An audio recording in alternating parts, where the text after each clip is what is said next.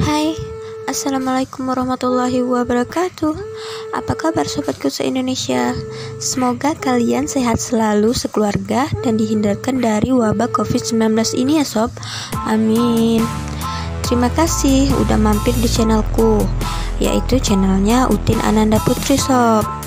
Nah, hari ini aku mau mencoba membuat konten dongeng atau cerita bergambar loh. Semoga ceritaku ini bisa menghibur para sobatku se-Indonesia yang mungkin sekarang lagi lockdown maksudku ya sob.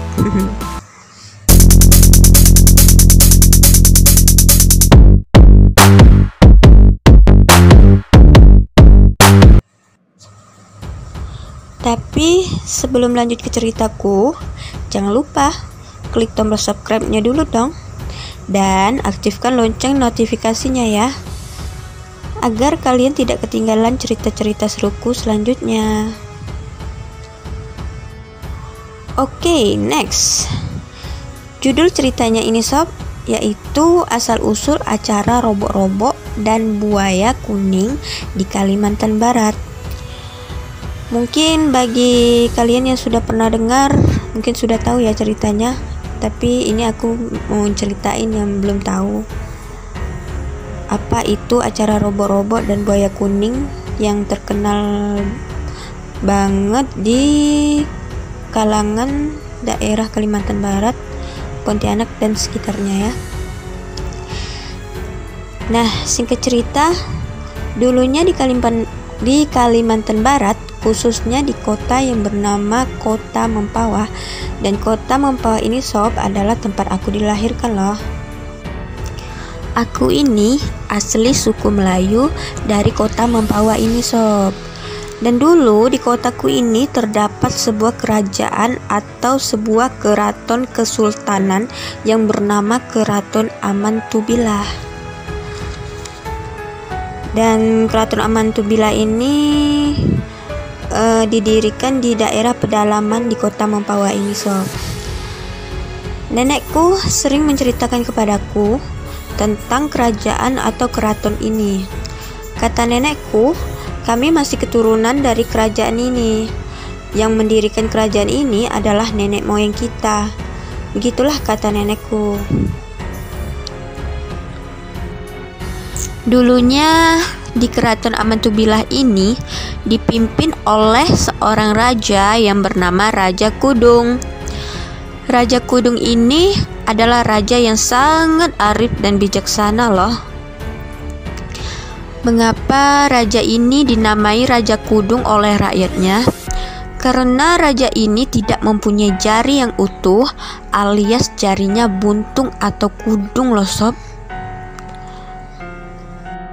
Meskipun raja ini mempunyai jari yang kudung, tetapi sang raja sangat terkenal dengan keahliannya, yaitu menjala ikan atau menjaring ikan di sungai. Pernah suatu hari sang raja mengadakan sayembara untuk semua rakyatnya, yaitu sayembara siapa yang bisa menyembuhkan penyakit atau cacatnya ini. Jika dia seorang laki-laki, maka akan diangkatnya menjadi saudaranya dan tinggal di keraton. Tapi jika dia wanita, ya pastinya dijadikan istrinya dong. Tapi kali ini ia merasa sangat-sangat sedih sob, karena tak ada seorang pun rakyatnya yang sanggup menyembuhkan cacatnya ini. Ia pun akhirnya pasrah dan mencoba mengikhlaskan semuanya. Di suatu hari, sang raja seperti biasa mengajak beberapa pengawalnya untuk menemaninya menyalurkan hobinya, yaitu menjala ikan atau menjaring ikan di Sungai Mempawah. Mereka pun langsung saja berangkat menggunakan perahu menuju ke muara Sungai Mempawah. Setelah sampai, sang raja pun langsung saja menebarkan jalannya ke dalam sungai. Sang raja yakin bahwa hari ini dia akan mendapatkan banyak buruannya, karena selama ini Memang dia tidak pernah gagal dalam mendapatkan ikan yang banyak setiap kali dia menebar jala atau jaringnya itu. Tetapi sob, entah mengapa, tiba-tiba saja si Raja Kudung ini sangat heran mengapa hari ini tak ada seekor ikan pun yang bisa didapatnya. Berkali-kali dia menebar jalannya lagi, tetapi tetap saja si ikan tidak terperangkap di jalannya. Para pengawalnya pun terheran-heran melihat raja mereka gagal kali ini. Sang raja pun tak putus asa. Dicobanya lah lagi untuk menebar jalannya itu. Lalu ketika dia akan menariknya, tiba-tiba saja ujung jalannya tersangkut sebuah benda yang ada di dasar sungai. Ia tidak berhasil menarik jalannya itu. Melihat keanehan itu, salah satu pengawalnya pun berkata, "Wahai Baginda, izinkanlah hamba menyelam ke dalam sungai untuk melihat benda apa gerangan yang membuat jala Baginda tersangkut." Tapi sang raja pun berkata, "Tidak usah pengawal, biar aku saja yang turun ke dalam sungai. Kalian cukup tunggu aku di sini sampai aku kembali," kata sang raja. "Baik, Baginda. Kami akan selalu setia menunggu Baginda di sini," kata si pengawalnya lagi. Raja Kudung pun langsung menceburkan dirinya ke dalam sungai. Keanehan pun terjadi lagi. Tiba-tiba sang raja ini bisa bernapas di dalam air sob. Ia pun menyelam semakin dalam ke dasar sungai. Bukan cuma sampai di situ sob keanehannya, tapi ada keanehan lain yang membuat raja sempat terbelalak. Apa gerangan yang telah dilihatnya saat itu sob? Ia mendapati ujung jalannya itu tersangkut di ujung sebuah atap istana megah di dasar sungai. Betapa terkejutnya sang raja ini. Siapa yang mendirikan keraton di dasar sungai ini? Pikir sang raja. Sang raja pun lalu turun ke dasar sungai. Ia berniat meminta izin kepada pemilik istana itu untuk melepaskan jalannya yang tersangkut. Nah, singkat cerita, setelah Raja Kudung ini berhasil masuk ke istana itu, didapatinya lah seorang wanita cantik jelita yang merupakan ratu dari istana itu. Singkat cerita lagi sob, si ratu ini meminta si raja untuk tinggal di istananya beberapa waktu, karena katanya dia dapat menyembuhkan cacat sang Raja Kudung ini. Benar saja sob, ratu ini pun berhasil membuat Raja Kudung mempunyai jari yang utuh. Raja pun lalu menepati janjinya saat sayembaranya waktu itu. Dan pastinya ia pun menikahi sang ratu ini karena telah berhasil menyembuhkan cacatnya. Sampai akhirnya mereka pun mempunyai beberapa keturunan. Suatu hari lagi, tiba-tiba saja sang raja sadar dan teringat kerajaannya yang ada di daratan. Ia juga teringat akan pengawalnya yang menunggunya di perahunya waktu itu. Ia merasa sudah cukup lama meninggalkan daratan. Ia pun meminta izin kepada sang istri untuk kembali ke daratan sebentar. Nah, dengan berat hati, sang istri pun mengizinkannya dan berkata, "Kembalilah suamiku ke daratan, karena memang sudah cukup lama kau meninggalkan rakyatmu di sana.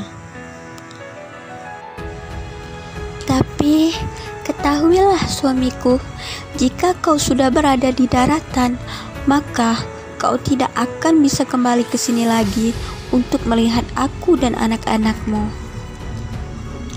Lalu sang raja pun bertanya lagi pada sang istri, Wahai istriku, bagaimana caranya agar aku bisa mengobati rinduku pada kalian yang ada di sini nantinya?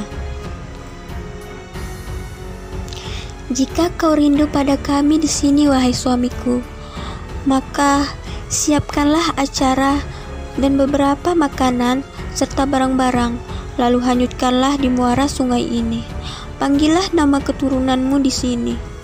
Seketika kau akan melihat buaya-buaya kuning bermunculan di permukaan sungai.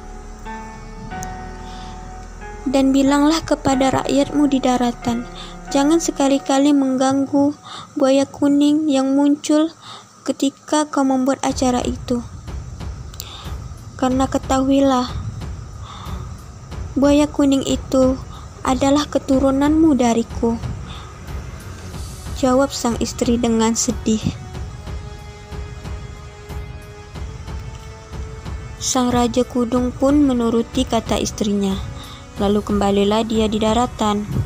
Ketika ia naik ke daratan, sang raja ini terheran-heran sob, melihat semua pengawalnya masih setia menunggunya di atas perahu seperti yang pernah ia tinggalkan menyelam dulu.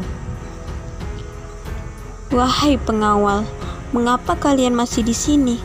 Bukannya aku sudah bertahun-tahun meninggalkan kalian di perahu ini, kata sang raja pada pengawalnya.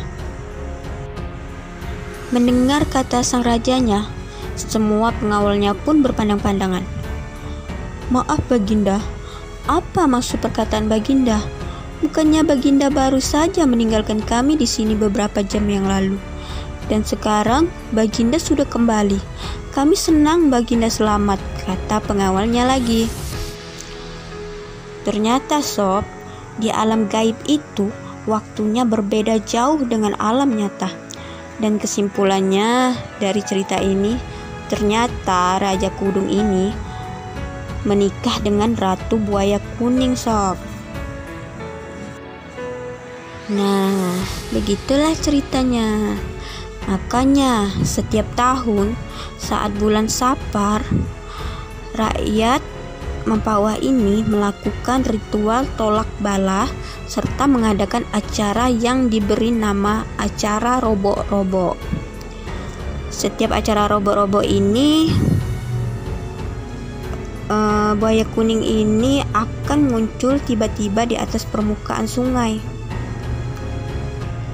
Ya sungai Mempawah ini maksudku ya, dan menampakkan diri mereka, dan katanya sih ini keturunan dari si Raja Kudung ini. Sekian ceritaku kali ini ya sob. Terima kasih sudah bersedia mendengar cerita-ceritaku. Dan sekali lagi jangan lupa ikutin terus ya channelku. Rencananya aku akan membuat cerita-cerita yang lebih seru lagi. Dan semoga ini menghibur kalian ya.